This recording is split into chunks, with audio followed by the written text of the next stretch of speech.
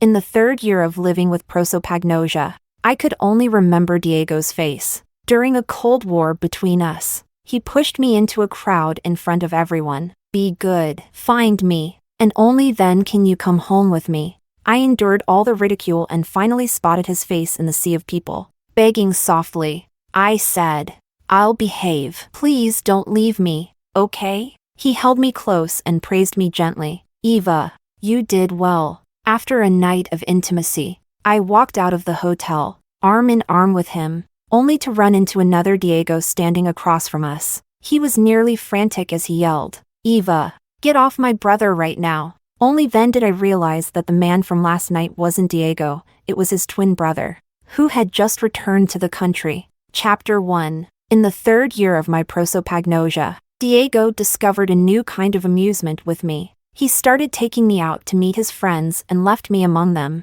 enjoying the sight of my panic as I searched for his face. Diego, it's your brother's welcome back party tonight, and you're still playing games? Tonight. Diego brought me to another party. The venue was packed. A girl Diego had brought along sat beside him, tugging on his arm. I've never seen what face blindness looks like. Eva, can you show me? Maybe next time when I'm acting. I replied calmly. She was Diego's latest fling, a budding actress named Amelia. Diego spoiled her endlessly, allowing her to behave recklessly. Tonight, she had the audacity to waltz over to me, glaring with arrogance. She clearly assumed Diego would indulge her whims. But Diego swept his cold gaze over her and said, Who are you to ask her to act for you? Amelia's smile froze, and tears immediately welled up in her eyes. Mr. Ku, I'm sorry. Diego looked at her tear-streaked face, then turned to me and grabbed my chin, staring at my blank expression. He sneered, Eva, see how others know how to use tears to please me? Why can't you learn? You're like a block of wood. After 3 years of my condition, Diego's patience with me was wearing thin. I turned my head slightly, avoiding his touch, trembling at the thought of the upcoming game. Diego, I don't feel well. Can we skip it tonight? Please? Diego's icy fingers twirled a strand of my hair. No, I'll be right here. You can come home when you find me. As he pushed me into the crowd, laughter erupted around us. Aren't you afraid Eva might run off? Someone joked. Diego smirked arrogantly. Relax. She's had a brain injury. She can't remember anyone but me. Chapter 2. Earlier today, before the party, Diego and I had fought. I had brought lunch to the wrong person. His secretary had received it instead. Diego suppressed his anger and said with a forced smile, Eva, why can't you even get this right? Do you know how many messes I have to clean up for you? Apologizing. I left, but as I walked away, I overheard his friends asking him, Diego, do you hate her stupidity? Diego chuckled. Of course I do. She's so dumb she can't even recognize faces. But she got hurt because of me. I can't exactly lash out at her. Infuriated, I went back and had a huge argument with him, which led to tonight's punishment. A sudden splash of ice-cold water jolted me back to reality. A bucket of icy water had drenched me, and I stood in the middle of the hall, soaking wet. A panicked voice came from the other side. I'm so sorry. I didn't mean to. I looked like a drowned rat, standing awkwardly in the crowd. Bad luck seemed to follow me at every party. A clumsy server always seemed to accidentally target me. The girl handed me a towel and hot water, pleading pitifully, Miss Eva, it's hard for me to keep this job. Can you please let it go? Her voice was trembling, tears brimming in her eyes. I wiped my face and said stiffly, It's fine, you can go. After drinking a cup of hot water, I barely managed to shake off the chill. Then I overheard snippets of conversation nearby. Poor thing, she didn't recognize that the server is Amelia's best friend. Did she? Last time, someone tripped her at Mr. Ku's birthday party, and she hurt her knee. That was Amelia's friend too. What a shame. She has face blindness and keeps getting played by Amelia. I froze, humiliation boiling inside me like water reaching its breaking point. Hey, there's our sister-in-law. Come here. Diego's friends noticed me at that exact moment. Trembling, I raised my head, only to be greeted by a sea of unfamiliar faces, making me feel nauseous. Before they could reach me, I stumbled in the opposite direction, Trying to escape. Chapter 3. It felt like someone had drugged me. The cold air from the banquet hall's air conditioning seeped through my soaked clothes, chilling me to the bone, but it couldn't dispel the heat blazing in my chest. Perhaps this was another one of Diego's games. Afraid I might throw a tantrum and leave, he'd resorted to such underhanded tactics. I leaned against the wall, grabbing a passing server. "Excuse me, have you seen Mr. Koo?" "Mr. Koo?" The server hesitated, then pointed toward a distant room. "He's in the lounge." Footsteps echoed behind me. Diego's friends were catching up. Panicked, I pushed open the lounge door and stumbled into a broad, sturdy chest. Strong hands steadied me, and a faint scent of sandalwood enveloped me. Looking up, I saw Diego's familiar face. Tears immediately spilled from my eyes. "Diego." My hoarse voice carried a desperate plea. "I found you. This game, is it over now?" I was trembling uncontrollably, like a lamb struggling free from a mire, disheveled and humiliated. Those were Diego's rules. Only by finding him could I avoid being mocked by his friends, and the game would end. But tonight, something about Diego seemed different. His gaze was calm and deep, devoid of his usual carefree arrogance. He gently wrapped an arm around my waist, pulling me into the quiet room. Softly, he praised. "Good girl, you did well." Chapter 4. Diego escorted me out through a side door and into the hotel elevator. All the way up, people kept greeting him as Mr. Koo. As I stared at the neon lights growing smaller below, I remained silent. Diego, too, said very little, standing behind me. His warmth radiated faintly, sending shivers through me. Strangely, Diego had never exuded such a commanding aura before. Even his body temperature felt higher. The moment we stepped into the hotel room, I turned and pushed him against the door. "Where's the antidote?" I demanded. His shirt was damp, clinging to his well-defined physique. He removed his watch and caught me as I almost slipped to the floor. "I don't know," he said calmly. The intense sandalwood scent filled the dark room, and a surge of heat overwhelmed my reason. I pushed him away, curling into a corner, pitifully murmuring, "Diego, let's break up."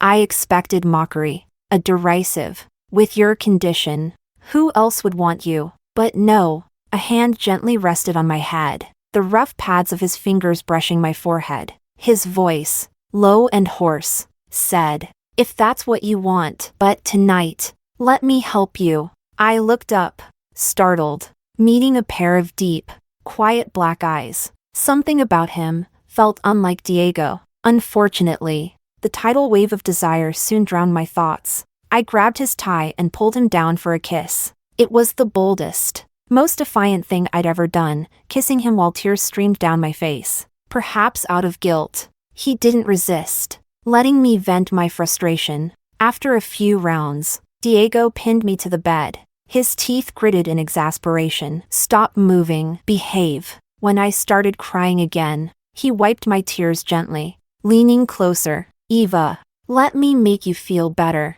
His cold lips pressed against mine, tender and lingering. My whole body shuddered as a sharp gasp escaped me. In a panic, I grabbed a handful of his hair, making him groan, a low, sinful sound that sent chills down my spine. "Easy, don't pull so hard," he murmured. Chapter 5. That night was a blur of chaos and absurdity. When I woke the next morning, he was already gone. I buried my face in the pillows, fragments of the night replaying in my mind. Diego had never shown any interest in tending to others. It was like he'd become a different person, dragging my exhausted body out of bed. I opened the door to find Diego sitting on a sofa by the window, engaged in a video conference. The golden rays of sunrise cast a stunning glow on his profile, rendering him almost otherworldly. Hearing the door open, he glanced at me, his tone calm and gentle. "You're awake. Breakfast is on the table." The subtle distance in his demeanor made me stiffen. "Diego, let's break up," I said. The room fell silent. On the other end of the call, muted coughs broke the tension. "Mr. Koo, we'll continue later," one voice said. "I'll have someone send you the meeting notes," another chimed in. I froze. Diego had always been embarrassed by me, yet he hadn't muted the call in front of his board of directors. I braced myself for ridicule, but Diego only smiled faintly. All right, after breakfast, I'll take you home to pack your things. Half an hour later, we arrived downstairs. His secretary hesitated. Mr. Ku, there's an important meeting today. Cancel it, Diego replied smoothly, his composure unsettling, perhaps because I was about to leave. He seemed unusually patient. My eyes stung as I got into the car. An old knee injury flared up, and I collapsed onto Diego's lap, my face pale with pain. Without a word, he steadied my waist. Take your time, no rush. His reassurance helped me calm down. The secretary handed me my phone. Miss Eva, your phone is fully charged. Thank you. The faint sandalwood scent from Diego pulled me back to last night's haze. I frowned, inching away from him. Suddenly, my phone buzzed, notifications poured in relentlessly. Then a call came through. The screen displayed the name Diego. Stunned, I answered. An icy, threatening voice came through. Eva, are you trying to die? I froze, lifting my gaze to the man in front of me. Bathed in the soft morning light, he lounged lazily in his seat, his lips unmoving. Our eyes met. Then I looked out the window. The same face, pale as a ghost, stood across the street, holding a phone to his ear. His voice was almost deranged. Eva, get off my brother right now. Chapter 6. For a few minutes, my thoughts were in utter chaos. As if an explosion had gone off in my head, a loud buzzing filled my ears. I couldn't hear a thing. You're Diego's brother. Diego had never mentioned he had a twin brother. The man smiled faintly. That's right. Nice to meet you. Miss Eva, I'm Oscar. Recalling how I'd shamelessly pinned him down last night, my face turned ashen. I scrambled off him in a panic, flustered and embarrassed. At that moment, Diego crossed the street, grabbed me roughly from the car, and demanded, Brother, she didn't give you any trouble last night, did she? The voice was eerily similar, but Diego's tone carried an undeniable immaturity, laced with jealousy and apprehension. I was on the verge of tears. Diego was already difficult enough to deal with, and now I'd unwittingly tangled with Oscar. Who knew what torment the two brothers might subject me to? Oscar studied my uneasy expression and broke into a gentle smile. Last night? I wouldn't know, he said casually. This morning, I ran into your little girlfriend in the elevator, but it seems she mistook me for someone else. His calm and composed gaze soothed the panic within me. It felt like he wasn't interested in mocking me. Oscar's voice was warm, almost breezy. Miss Eva, would you like me to take you home? Diego pulled me behind him, his tone sharp. Brother, you must be joking. Eva is my girlfriend. There's no need to trouble you. Oscar smiled knowingly and rolled up his car window, driving off. As the car's taillights disappeared around the corner, Diego's expression turned cold. Eva, where were you last night? I tensed up, lowering my head, not daring to meet his gaze. I didn't go anywhere last night. Don't lie. Diego leaned closer, his smile dangerous. Which one of my friends did you sleep with last night? Be honest, and I won't blame you. His words stabbed at my deepest shame. My face turned deathly pale as I slapped him hard across the cheek. I'll say it one more time, I didn't go anywhere. A bright red handprint bloomed on Diego's cheek. He laughed, a chilling sound. I was just teasing. Why so defensive? Who else would even want you besides me? Diego, let's break up, I said firmly, meeting his gaze. The smile faded from Diego's face. Is this because of Amelia? Pulling out his phone, he called Amelia. The moment she answered, her voice was bright and cheerful. Because of you, Eva wants to break up with me. What do you suggest I do? Diego said, turning his head toward me, his tone uncharacteristically patient. How about I blacklist her from the industry to make it up to you? The call was still connected, and Amelia's soft sobs came through the line, tinged with coquettishness. Mr. Ku, I won't dare to do it again.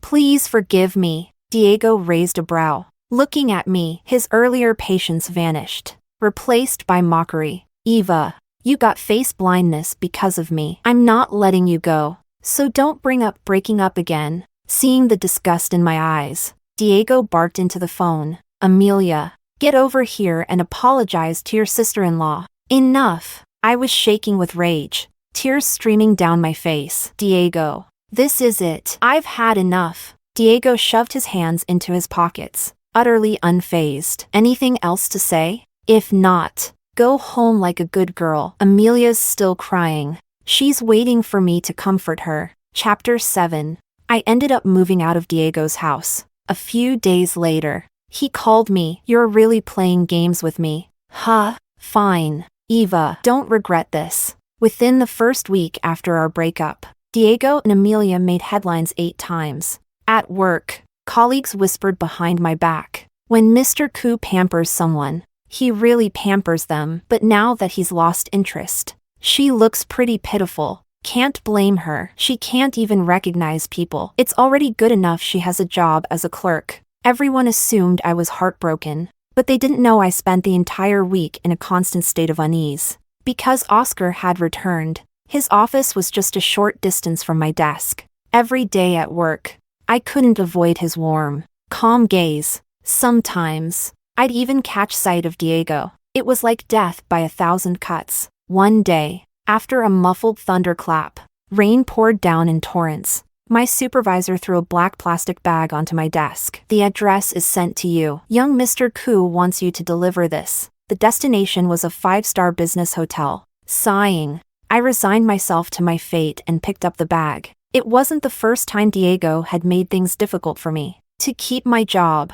I had no choice. As the sky darkened and the rain showed no signs of letting up, I braved the downpour and rushed into the hotel. From a distance, I could see Diego surrounded by a group of people, speaking animatedly. I pushed through the crowd, shoving the black plastic bag into his hands, eager to get it over with. Mr. Ku, here's what you asked for. He didn't grab hold of it in time. With a loud plop, the bag fell to the ground, rolled twice, and spilled its contents, contraceptives. The room fell into a dead silence. Every pair of eyes locked onto me, filled with shock. Diego raised an eyebrow and calmly bent down to pick up the items. Apologies. I have something to deal with. Excuse me, he said, placing a hand on my waist and guiding me into a lounge. With a soft click, the door locked behind us. The familiar yet unfamiliar scent on him made my breath hitch. He chuckled helplessly. Miss Eva, this is the second time you've mistaken me. It took me a full 3 seconds to realize the man in front of me was Oscar.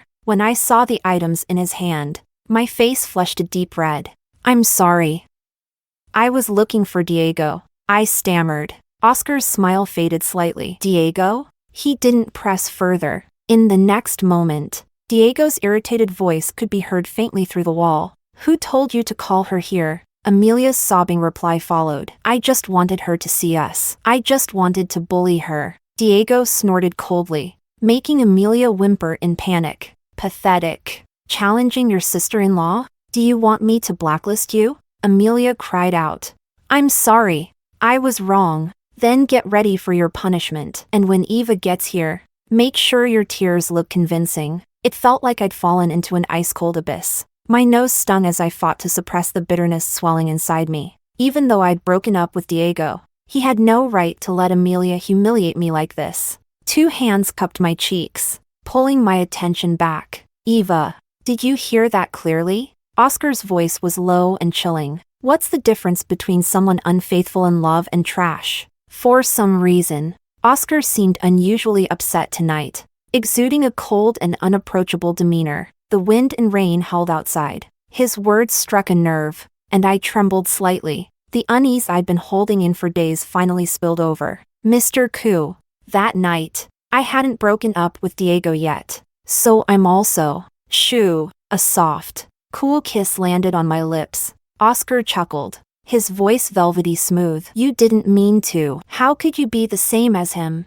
Not the same? Of course not. I completely understand you. Perhaps Oscar was just too adept at charming people. Even with the same voice, his words could steal away one's soul. By the time I snapped back to reality, I was already sitting on Oscar's lap, breathless from the kiss. In the dim light, Oscar smirked and asked, while Diego's out having his fun, shouldn't our Eva keep herself entertained too? What do you want me to do tonight? Use the gift you brought me? The man before me was dressed impeccably in a suit, looking every bit the gentleman, yet his words were utterly tantalizing. Lost in thought, I felt a kiss land on my neck, making me cry out in surprise. Panicking, I covered my mouth. The noises in the adjacent room stopped. Then, my phone lit up suddenly. Diego was calling. Oscar glanced at the screen, let out a soft laugh, and answered it for me. Eva, where are you? What are you doing? Diego's voice came through the line, laced with frustration, separated by a single door. I was silenced as Oscar covered my lips with his hand. Low laughter rumbled from him, unhurried and confident. What do you think she's doing? The thunder outside must have drowned out the subtleties in his voice because Diego didn't seem to recognize it. Instead, he erupted with anger. Who the hell are you to mess with my woman? Amelia's startled scream rang out, as if Diego had shoved her away in his fury. Oscar, however, grew bolder, provoking Diego while rendering me a trembling mess. His words dripped with deliberate calm, his businessman's composure and sharpness on full display. Eva, I'm not asking you to make a choice, but if you've had better, why go back to picking up trash? Tell me honestly, am I not good enough? My face turned crimson as if engulfed in flames. How can you say such? For someone who appeared so mature and composed, his words were outrageous. On the other side of the door, Diego was on the verge of losing his mind. He pounded the wall with a furious fist. Shut your damn mouth. Do you want me to have my brother cut out your tongue? Oscar remained unfazed by his younger brother's breakdown, letting out a low, husky laugh near my ear. Go ahead, try me. Chapter 8. This must have been Oscar's boldest moment yet. Had his secretary not called to summon him away, I wouldn't have known how to handle the situation. Before leaving, Oscar caressed my flushed face and reminded me, Diego is locked up in there. Take your time, rest a bit. I sat in the lounge, listening to Diego angrily pounding on the door next door. After calming down, I slowly got up, fixed my clothes, and went out to get something to eat. The server standing by the door had already been arranged by Oscar. Each wore a gold badge on their chest, making it easy for me to identify them. They guided me to a quiet corner. Miss Eva, Mr. Koo said to wait for him. He'll accompany you home tonight. All right. I shyly curled my fingers, feeling an inexplicable warmth lingering from before. Perhaps I was still lost in the tenderness of earlier, completely unaware of someone approaching me until a glass of red wine splashed onto my clothes. The sudden chill snapped me out of my reverie. The perpetrator apologized in a fluster. I'm so sorry. Miss Eva, I saw your glass was empty and wanted to refill it. I didn't mean to. I looked at her chest, where her uniform was conspicuously bare of any badge. It hit me instantly, this was one of Amelia's friends. Up to her old tricks again. Without hesitation, I grabbed her by the hair and dragged her into the crowd, ignoring her screams. Where's Amelia? I demanded. Amelia, help me. It hurts. She wailed toward a direction. A hand clamped down on my wrist, and an all too familiar, haughty voice spoke up. Miss Eva, please let go of my friend. I stared intently at the person's face. No matter how hard I tried to piece it together, her blurred features refused to form a clear image. Amelia had always stayed hidden, delighting in tormenting me from the shadows. Fortunately, this time, she'd come to me herself, before the crowd. I delivered a swift kick to her knee, a dull thud echoing through the room. Amelia let out a piercing scream, collapsing to the ground. Clutching her knee, she turned ghostly pale and began to cry. Does it hurt? I asked softly, thinking of my own knee that ached whenever it rained. It hurts me too. You should have expected this day when you had your friend trip me. Amelia bit her lip and kept her head down, letting her tears flow. Footsteps approached from behind, and Diego suddenly appeared, gripping my neck. He shoved me against a dining table and demanded, Eva, do you know she's an actress? She has to perform in the future. How dare you hurt her leg? I glared at him fiercely. And what about my leg? Did you ever care when I was in pain? Amelia threw herself onto Diego, clutching him tightly. Don't blame Eva. I was the one who wronged her. That night, I spiked your drink, but Eva drank it instead. Diego's angry expression froze. What did you say? Amelia flinched, timidly tugging at Diego's sleeve. I'm sorry, I just love you too much. I didn't mean to hurt Eva. Her words made everything painfully clear. The night I disappeared, I had been with someone else. Diego's gaze turned venomous as he swept his eyes over his group of lackeys. He grabbed my hair and dragged me close. Eva, which one of them was it? Pain shot through my scalp as I frowned in discomfort. In the scuffle, I scratched Diego's face, leaving red streaks. He wiped the blood away, laughing softly. Your lover must be bold to challenge a coup. Thanks to him, you're in for another game. He flung me into the crowd with a cruel smile. My knees hit the ground with a sharp, stabbing pain that drew cold sweat. Diego looked down at me with disdain. You're tainted anyway. This time, I won't tell my friends to hold back. The coup family was powerful, and Diego wasn't playing this game for the first time. The onlookers quickly stepped aside, unwilling to intervene. Hearing the chaotic footsteps behind me, I gritted my teeth and forced myself to stand, desperately searching for Oscar. But Diego and Oscar looked too much alike. Each time I grabbed Diego's sleeve, he chuckled and shoved me back into the crowd. Eva, stop looking for me. I don't want you anymore. With the last of my strength, I pushed through the crowd and yanked open the door, stumbling into a familiar chest. The scent of sandalwood instantly calmed my frayed nerves. My legs gave out beneath me. Oscar instinctively caught me. Diego, watching from behind, burst into laughter. Eva, wrong again. That's my brother. Oscar lowered his head, taking in my disheveled appearance. The warmth in his eyes disappeared, replaced by a biting coldness. Diego, oblivious to the shift, strolled over with a smug grin. You're so annoying. Why do you keep mixing us up? Brother, want to join the fun? She can't tell the difference anyway. Isn't she into cheating? Let her cheat to her heart's content. Oscar shrugged off his coat and draped it over me. Then, with deliberate calm, he rolled up his sleeves and approached Diego. Diego, still grinning, jeered. What happened to that wild lover of yours? Acting tough before and now chickening out? Tell him to come out. Oscar stopped in front of Diego, raised his hand gently, and grabbed his hair. The next moment, Diego let out a blood-curdling scream as Oscar pressed him to his knees. Oscar's voice was soft, laced with a chilling edge. Her man is here. Got a problem with that? Everyone always said Oscar was polite and composed, but how could someone who brought the coup corporation to such heights ever be a pushover?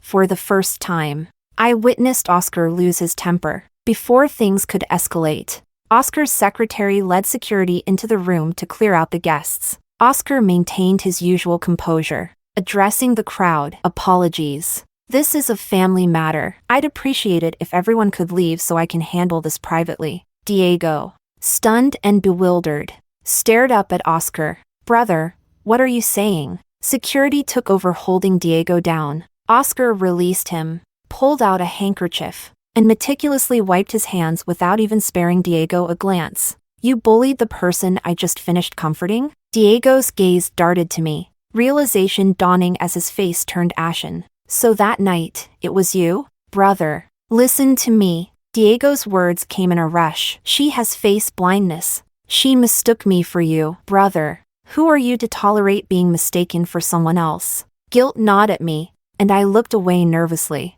Oscar discarded the handkerchief and said coldly, If Eva can't tell us apart, I'll just scar your face. Problem solved. Diego froze, realizing Oscar wasn't joking. Panic set in, and he began to curse. Oscar, there's a damn order to these things. Eva is my girlfriend. Oscar smirked, as if he'd heard the funniest joke. I've never cared for order, in business, and even less in love. Chapter 9. When Diego was taken away, he had already fainted from fear. Amelia, still trying to struggle, froze when Oscar's gaze landed on her. This young lady likes drugging people? He asked lightly. Amelia shook her head frantically, but someone pressed her shoulders firmly, preventing her escape.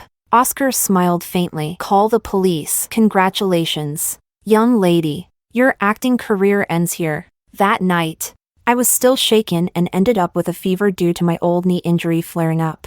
On the way to the hospital, I curled up in the car corner, silent, not saying a word to Oscar. It wasn't until he carried me into the hospital room that I tried to push him away. But he caught my hand. Oscar's voice was soft and low. "Eva, don't be afraid of me." The emotions I had been suppressing for so long broke free, and I began to tremble uncontrollably. I wasn't afraid of Oscar or Diego. I was terrified of how utterly powerless I was before either of them, reduced to an object passed back and forth. Even worse, I feared a future where my life depended on the pity or charity of others. Oscar didn't say anything else. He stayed by my side late into the night. Eventually, his secretary knocked on the door. "Mr. Koo, it's time to go." Oscar stood up, putting on his jacket. Before leaving, he looked back and said one last thing. "Eva, I am not Diego. If one day you want to leave, I won't cling to you. I will always respect whatever decision you make." With a soft click, the door closed behind him. I buried my face in the blanket, memories playing in my mind like an old film. The first time I met Diego was at the university's anniversary celebration. Thanks to my exceptional memory and drawing skills, I excelled in criminal psychology. When the results came in, the school offered me a guaranteed spot in their graduate program and asked me to deliver a speech as an outstanding graduate. At the time, Diego was a freshly graduated playboy. He fell for me at first sight, relentlessly pursuing me. There's a certain allure to the kind of romance only a wealthy young man can offer, one that's hard for any girl to resist. But when he confessed to me, I hesitated. I was planning to study abroad. Diego's personality would never tolerate a long-distance relationship. When I told him, he claimed to understand and even offered, "Let me take you out for one last dinner before you leave." It was that night that Diego and I got into a car accident. Because of where I was seated, I shielded Diego, taking the brunt of the impact. Severely injured, I was rushed into surgery. I had no parents or relatives. My professors and classmates hurried to the hospital that day, and I saw Diego, covered in blood, waiting outside the operating room. When the doctor suggested I might end up in a vegetative state, Diego didn't hesitate to declare that he would marry me. When I finally woke up, my brain damage left me unable to recognize faces and with diminished memory. My future as a profiler was abruptly cut short. An email from my mentor expressed deep regret. "Miss Eva, with prosopagnosia, it's impossible for you to work as a profiler." From a promising psychology student, I became the girlfriend of the Koo family's Diego. Everyone said I was lucky, an orphan who, after a car accident, became a phoenix rising to the top. But only I knew what I had lost. Over time, my wings were clipped, my spirit crushed. Chapter 10. While I recovered, Oscar seemed busier than ever. His secretary brought me flowers every day. He even reintroduced himself every time. "Miss Eva, I'm Mr. Koo's secretary." The day before my discharge, the secretary came again, looking hesitant. "Miss Eva, Mr. Koo has been..." I thought he was going to say Oscar hadn't been eating properly and his stomach was acting up. Instead, he said, "Mr. Koo has been thinking about you every day, wondering when you'd be willing to see him. He knows his behavior that day was like that of a brute, but that wasn't his intention. He hopes you'll give him a chance to explain." Then the secretary added in a whisper, "Mr. Koo has never done anything illegal. He's a law-abiding citizen." Oscar seemed to know exactly what scared me. As if he could read my mind, I decided to meet him. At the restaurant, Oscar looked different than usual. He was well-dressed, almost regal, and undeniably handsome. While I puzzled over what had changed, Oscar smiled slightly and said, "I'd like to talk about your future." I didn't expect him to get straight to the point. He handed me a plate of sliced steak and asked softly, "You didn't finish your studies. Would you like to go back to school?" The mention of school after so many years made my eyes well up. I can't. Because of your prosopagnosia? Yes. Then treat it. If it can't be cured, study something else. Don't tell me you never mentioned this to Diego. I had. Of course. But Diego had said, "Eva, how much money do you have? Without me, can you afford the tuition? Why not just spend more time with me? Is being my girlfriend such a bad deal?" I lowered my gaze. "Other programs won't waive my tuition." In my poorest days, I lost the skills I once prided myself on, unable to recognize faces. Finding a job was hard enough, let alone going back to school. But I also knew this. Sitting across from me was my second chance. I took a deep breath and asked, "Are you offering to send me back to school?" Oscar's eyes lit up with genuine warmth. "Yes.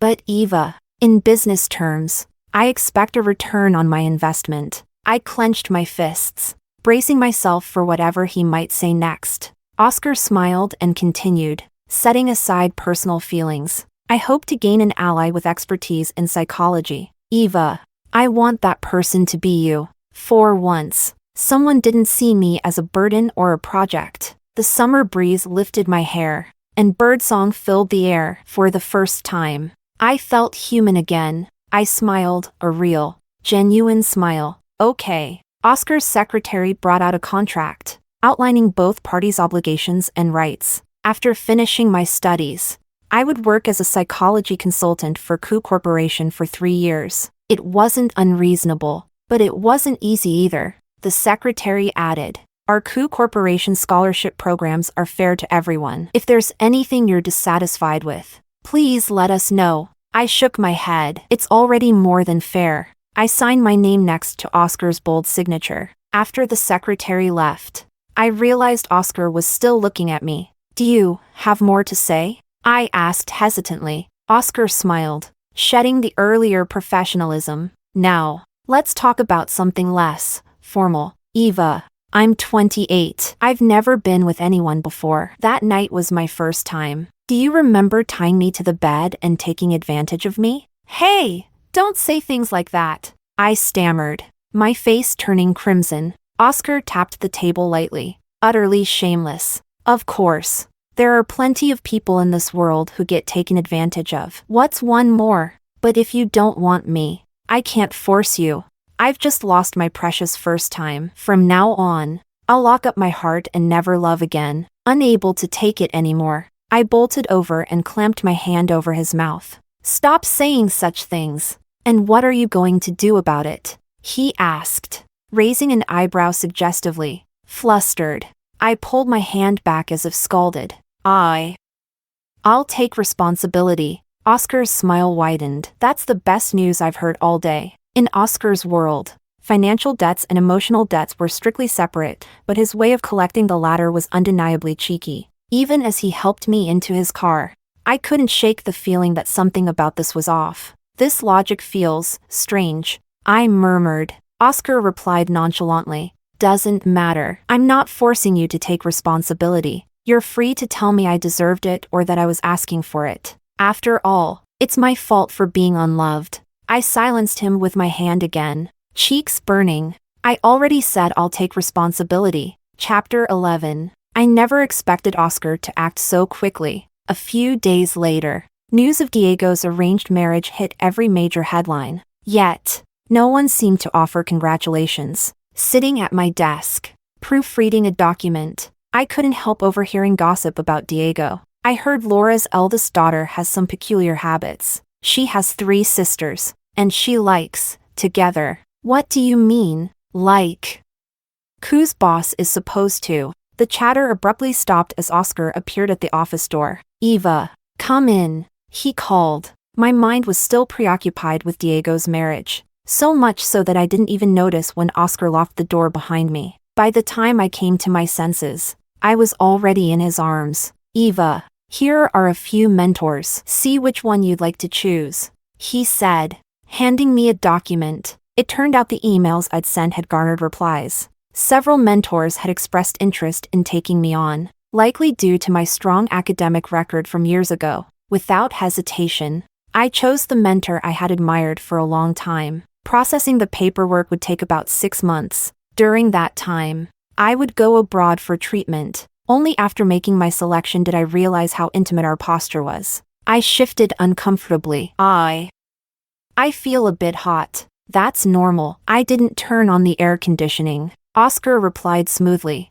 Without hesitation, he unzipped the back of my dress. "Eva, our time together is short. Before you leave, I have to give it my all." His lips brushed gently against my skin to make sure that even after 3 years, "You'll still remember me." I had to admit, Oscar truly did give it his all. His words quickly unraveled my reason, leaving me clinging to the desk, struggling futilely. Somewhere in the haze, he slipped a black card into my hand. On the back was his signature. I weakly threw the card back at him, mumbling, "I don't want it. It feels strange, like I'm being kept." Before I could finish, his sudden fervor silenced me. A storm brewed in Oscar's gaze. "Do you think?" His voice was impossibly soft.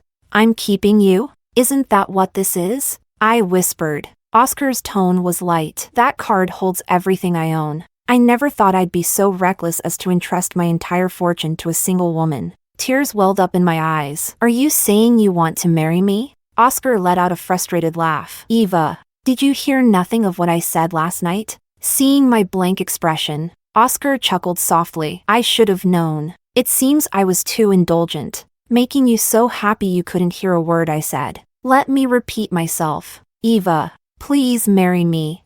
I barely remember what happened after those words. All I know is that I lost control, messing up Oscar's office in the process. While he cleaned up, I huddled in the corner of the sofa, too embarrassed to look at him. Oscar, as always, was adept at handling the aftermath. So, I pretended nothing had happened, saying nothing about the impromptu proposal. As I left the office that evening, I happened to witness a commotion outside the neighboring building. A colleague grabbed my arm. "Eva, look! It's Amelia, the web drama actress." Looking in the direction she pointed, I saw someone pinned to the ground by several burly men. A woman stood in front of Amelia, slapping her repeatedly across the face. In a slow, mocking tone, the woman said, "Kneel and lick it clean." I noticed a coffee stain on the woman's shoe, along with a large stain on her dress. Amelia sobbed pitifully. "I'm sorry. I didn't mean to. I just wanted to see Diego." "I didn't say you did it on purpose," the woman replied coolly. "I'm just asking you to lick it clean. Can't I bully you if I want to?" It became clear what was happening. Amelia had tried to pull the same stunt, intending to humiliate Diego's new wife under the guise of spilling coffee. But this time, her target was Laura, a true aristocrat, known for her ruthless reputation and bad temper. More importantly, Laura wasn't face-blind. Amelia's face was swollen from the slaps by the time she was shoved into a car. She looked completely dazed. My colleague shivered. "Diego can't even protect himself right now. Amelia, a small-time actress with no backing, is doomed if she falls into Laura's hands." As Laura climbed into her car, her gaze landed on me. She tilted her head slightly, then walked toward me. "Miss Eva, care to have a chat?" Summer had fully arrived in the northern city, bringing sweltering heat. Oscar had been so busy lately that I hadn't seen him in days. The last call he made to me was 2 nights ago. Even his secretary had disappeared. Not that I minded, I had my own tasks to focus on. Preparing my admission materials and studying for entrance exams filled my days. Without the constant obligation to attend social events, my life felt refreshingly full. One evening, as I went downstairs to take out the trash, I spotted Oscar's car parked by the curb. My exhaustion evaporated instantly. I jogged over and knocked on the window. When it rolled down, I asked with a smile, "Why didn't you let me know you were coming?" Oscar interrupted me for the first time, his tone unusually calm. "Eva, it's hot outside. Get in the car, and I'll explain." Puzzled, I got into the car. As I buckled my seatbelt, I muttered, "Why didn't you message me?" "Because I wanted to surprise you," he replied. My hand froze mid-motion, my gaze locking onto his hands on the steering wheel. The doors locked with a soft click, and the car pulled away from the curb. "Eva, your seatbelt," he reminded gently, snapping out of it. I slowly clicked the buckle into place. Beneath the seat, I quickly composed an emergency text and sent it. Oscar never played these kinds of games. The person in the driver's seat could only be Diego. As the car sped along the ring road, the scenery grew increasingly sparse and desolate. My heart sank further with every passing minute. "I'm feeling tired," I murmured. Diego glanced at me, puzzled. "Tired? We just left. Hold on for a bit, okay?" Leaning my head against the window, I whispered, "I can't. There's a villa in the suburbs. Can we go there instead?" Oscar had a villa in the suburbs, one I knew the address to. It was rarely used. Diego's expression darkened as he glanced at me. Why would you want to go there? I gritted my teeth, reaching for his hand. What do you think? Didn't you once say you wanted to see me dance for you? Knowing Diego as well as I did, his vindictive nature wouldn't let him refuse the chance to use his brother's property as the stage for his revenge. Sure enough, a cold smile curled on his lips as he focused on the road. Eva, what an intriguing idea. Making you comfortable is more important than any surprise. He turned on the blinker and exited the ring road. Before my phone battery died, I sent the villa's location to the police. The screen dimmed and went black as the last rays of sunlight disappeared beyond the horizon. My pale face reflected in the car window. Chapter 12. As soon as we entered the villa, Diego was already behind me, pulling me into his arms and pressing hot, desperate kisses to the back of my neck. Eva, what kind of dance do you want to do? His movements were urgent, his breath hot against my skin. He paid no attention to my resistance, his hands gripping my neck before shoving me roughly onto the table. The mixed scent of his cologne and sweat made me nauseous. Never before had I felt such disgust for Diego's touch. Wait. I can't dance like this. Diego grunted, uninterested in my words. Doesn't matter. Let's get to the point. It was clear he had been pushed to the edge, his behavior more erratic than usual. He was beyond reason. My body stiffened, and without thinking, I sank my teeth into his forearm. The metallic taste of blood flooded my senses. Diego froze, then spoke softly, his voice cold. Eva, you've recognized me, haven't you? I spun around, attempting to escape, but he grabbed my arm with a force that slammed me back down onto the table. His face, though identical, was now twisted with rage, a grotesque sneer twisting his features. It's even more thrilling knowing you know, he said. You like it like this, don't you? Me messing with you in my brother's house. I bet you love it, right? I remembered Laura's words to me. Diego is a problem for me. If he escapes from the Laura family, it will only be beneficial for me. But I must warn you, I can't guarantee your safety, and Diego's mental state isn't good. I had no idea how long it would take for the police to arrive, so I stalled, trying to buy time. What were you planning to do with me? Of course, I was going to lock you up. Diego's lips traced a line down my cheek, sending shivers of disgust through me. He seemed enraged, his grip tightening as he turned my chin toward him. You idiot. I've been fighting Oscar for years and haven't lost. You're so eager to switch sides. Don't you fear the day you regret it? Since we were kids, whatever I liked, Oscar took. Do you think he likes you? He just wants to win. You think he'll come save you? Dream on. I was pinned beneath him, my strength drained. All I could do was lie limply on the table, giving up the struggle. Diego's grip on my chin tightened, as if expecting some reaction. Eva, why aren't you crying? Oscar doesn't want you anymore. I inhaled deeply, my voice hoarse, each word feeling like a sharp knife slicing through my throat. Diego, from the start, I never expected Oscar to save me. What do you mean? Just then, the faint sound of police sirens reached my ears. I grasped Diego's wrist, and with a sudden surge of strength, I wrenched his hand aside, creating a small opening. I've been locked in a cage for so long, I forgot how to fight back. I whispered, my voice shaking, I don't want to live like this anymore. With that, I clenched my fingers into a fist, digging my nails into his skin so deeply that he couldn't move. The sound of the police pounding on the door grew louder. Diego's eyes widened in fury. You actually called the police? A small smile tugged at my lips. Diego, you shouldn't have come here alone. Did you underestimate me? Or overestimate yourself? Bang! The door was shattered open. I grabbed the blade I had prepared earlier, and in one swift motion, I slashed it across Diego's face. At the same time, I tore open my blouse, pinning Diego's hand to me with all my remaining strength. In the midst of his bloodshot gaze, I screamed with all my might. Help! He's trying to rape me. That was the last thing I said to Laura that night. Miss Laura, I need a favor. In exchange, I'll help you get Diego locked up. Chapter 13. Diego's face was completely disfigured. As he was escorted to the police car, he barked at me like a rabid dog. "Eva, don't you dare wait for me. I'll be the first to kill you." I sat on a stone pedestal outside the villa, my clothes in disarray, blood still trickling from my neck. "I won't let you out. All the things you've done to me, I'll tell the police. Every single one of them. There were so many witnesses before. You've lost your power at coups. I'm sure there will be a few willing to testify, right?" Diego struggled violently against his restraints. "Eva, fuck you." In the next moment, he was shoved into the police car. The flashing red and blue lights disappeared into the distance, leaving only darkness behind. I turned to see Oscar standing at the opposite side.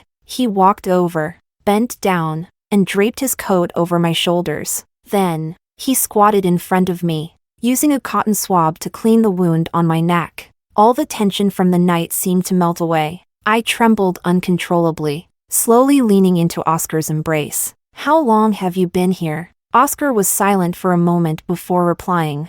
"I came as soon as I got your message." His phone displayed an address and two simple words: "Wait for me." We had never spoken about it, but those words were all it took. Despite witnessing everything, Oscar didn't rush in. Tonight was the end I had planned for Diego. Had he shown up in the villa, nothing would have gone according to plan. I closed my eyes, resting gently on Oscar. That was when the tears finally came. I was terrified. "I know." Oscar gently rubbed my back, his voice soothing. "You did great." From the moment I saw Laura beat Amelia like a dog, I realized that people can't survive on their own. Laura owed me a debt, and in the future, she would repay me in some way, perhaps when I least expected it. I leaned further into Oscar, only then realizing his hand was trembling. "Oscar, you, shoo." Oscar buried his head into my neck. "Eva, don't say anything." On the way back, Oscar held my hand the entire time, never letting go. He seemed exhausted, falling asleep with his eyes closed. In the flickering light from passing street lamps, I noticed the bruises under his eyes. After a moment of hesitation, I sent a text to Oscar's secretary. "Is Oscar really busy lately?" The reply came quickly. "Yes. There's been some trouble at the company. Mr. Ku's people were involved, and Mr. Ku hasn't had a good night's rest for several days. Earlier today, the police were called in, attempting to bring Mr. Ku in on business fraud charges. Fortunately, the matter was cleared up in time. No wonder I couldn't reach him earlier. Diego had even stolen Oscar's car." I asked, "Is Oscar's relationship with Diego not good?" The secretary took 3 minutes to reply. To put it mildly, Mr. Ku was forced to leave the country years ago because of Mr. Diego. The tension between the brothers of the Ku family was something no one outside of it could truly understand. "Miss Eva, Mr. Ku was just released from the police this morning when he saw your message. It seems to have affected him. I'm currently tied up with work. Could you help look after him tonight?" I looked at Oscar, still holding my hand even as he slept, and typed back, "Okay." Chapter 14. This was my first time stepping into Oscar's home. I had expected something grand and luxurious, much like Diego's villa at the very least. I thought it would be a stunning mansion with picturesque views. However, to my surprise, it turned out to be a spacious high-rise apartment. From the window, I could see the river winding through the city. Oscar had already woken up. He went to the shoe rack and pulled out a fresh pair of slippers for me. "Change of clothes will be delivered later. You'll need to wait a bit." He stood there under the soft light, staring at me without blinking. His gaze made my face flush with heat. I turned my head quickly, avoiding his eyes, my gaze drifting nervously around the room. Then, my eyes landed on a hanging portrait, an abstract sketch. I wasn't very good at recognizing faces, but the small signature at the bottom caught my attention. I stepped closer to examine it. It was simply signed with 2 characters, "Eva." "This drawing," I began, my voice hesitant.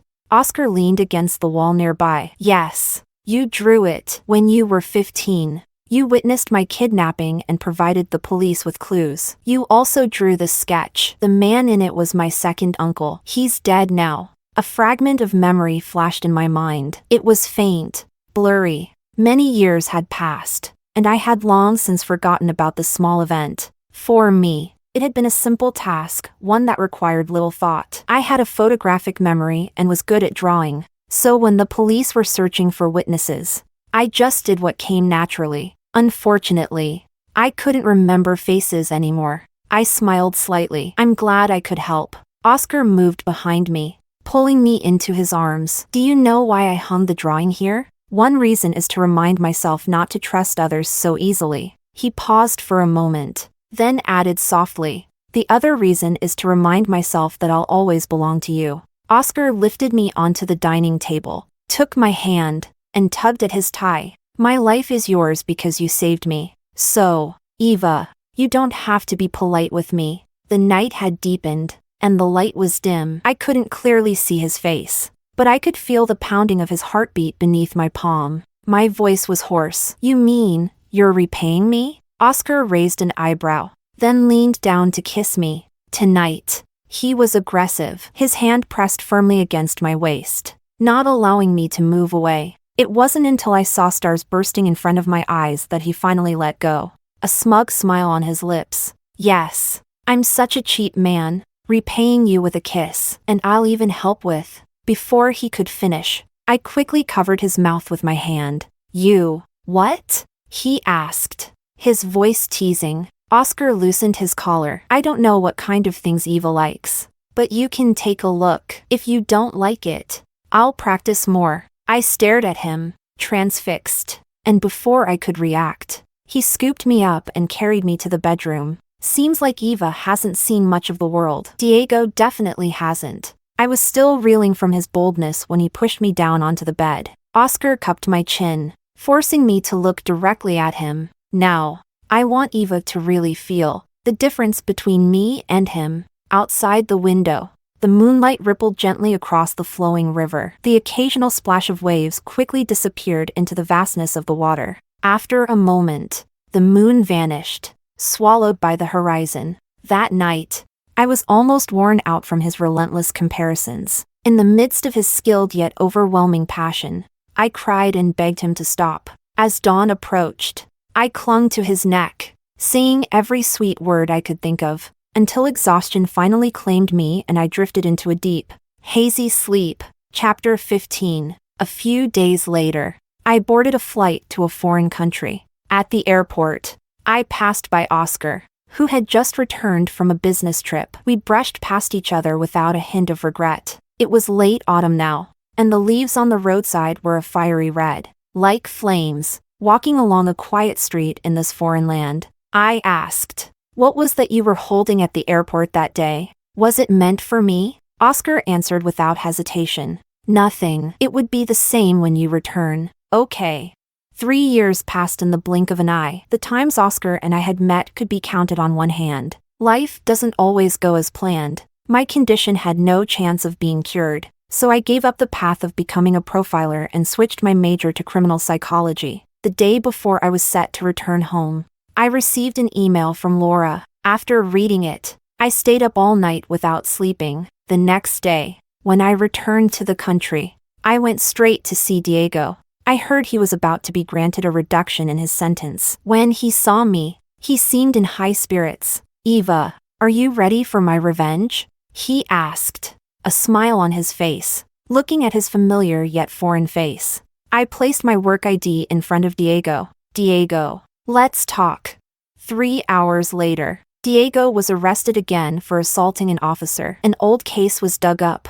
The car accident back then was no accident at all. Diego had tampered with my car to make sure I would crash. The original plan was to injure my leg and delay my return to school, but the crash ended up ruining my entire life. The details of this incident, along with evidence, were all thoroughly investigated by Laura. There was no way for Diego to deny it. He had once vowed, with a small amount of guilt, to take responsibility for the rest of my life. But that promise didn't last even 3 years. After Diego was released from prison, I gathered all the materials and handed them over to my lawyer. This time, Diego probably wouldn't be coming out again. My mood was quite low, so I canceled my appointments and went to the coup group. I thought Oscar would be waiting for me alone, but when I reached the office door, I overheard a conversation between Oscar and someone else. Hey, Mr. Coup, It's been 3 years, and you still haven't given away that ring? An old thing that no one wants. You didn't get dumped, did you? The other person spoke mockingly, without hiding his contempt. Oscar sneered. I don't have Mr. Law's good luck. Rushing to the airport to propose only to be rejected. If I were you, I'd go die. I froze, my hands still on the door, unable to move. Knowing Oscar as I did, he was always gentle with people. Even if things went bad, he would at least keep a little face. For him to say such a thing meant he had been provoked, likely by something painful. The other person exploded with anger. If you hadn't stolen the ring from me, I wouldn't have failed. Mr. Law should look in the mirror first, before things escalated further. I pushed the door open. Oscar. The verbal sparring in the office came to a sudden halt. Oscar's face immediately broke into a warm smile. Eva, you're back. When Mr. Law saw me, his face turned as if he had eaten something bitter and disgusting. He angrily slammed the door and left. Curious, I looked in the direction he had gone, asking, who was that? Oscar didn't even blink. A bandit. I spotted a ring box on the desk and my heart fluttered unexpectedly. I had always thought someone as composed as Oscar would propose in a romantic, quiet place. But who knew that as soon as I stepped out of the elevator, a ring was slipped onto my ring finger. Huh? I blinked in confusion. Oscar's expression was nonchalant as he looked straight ahead. The whole office was gathered around the lobby, listening to a speech from the VP, half asleep. When the VP saw me and Oscar, tears welled up in his eyes. Suddenly, he shouted loudly, startling everyone.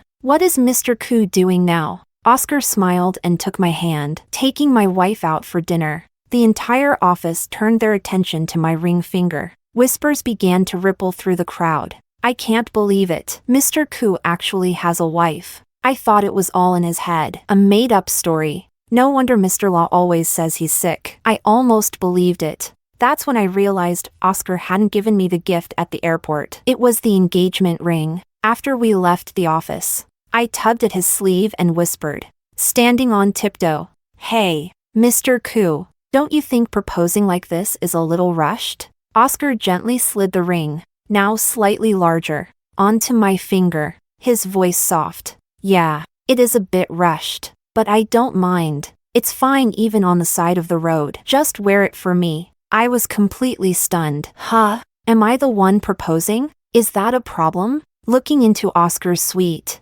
affectionate eyes, I suddenly remembered that day in the restaurant when he had boldly declared his intentions. A chill ran down my spine. What exactly did Mr. Law say to him when I wasn't around? Oscar couldn't have really lost his mind, could he?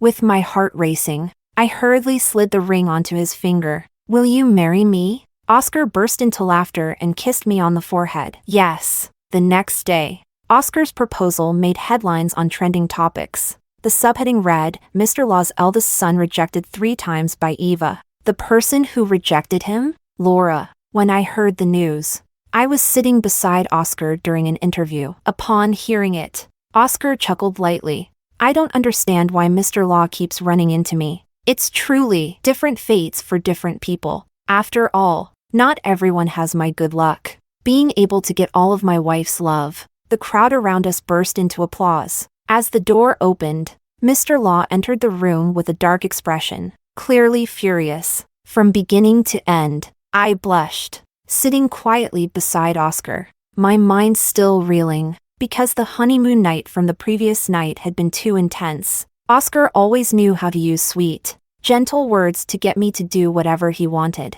As we got into the car, Mr. Law blocked Oscar's way. Impatiently, he asked, So, how does one get proposed to? How pitiful. He looked like he was about to crumble. Oscar raised an eyebrow, scanning his body briefly, and responded with his usual calm tone. I won't tell you. With that, he got into the car, leaving Mr. Law glaring at us in anger. For many years after that, weddings in the northern city came one after another. Eventually, Mr. Law managed to drag Laura into marriage, but across the crowd, only Oscar has ever been proposed to on the street by a lady.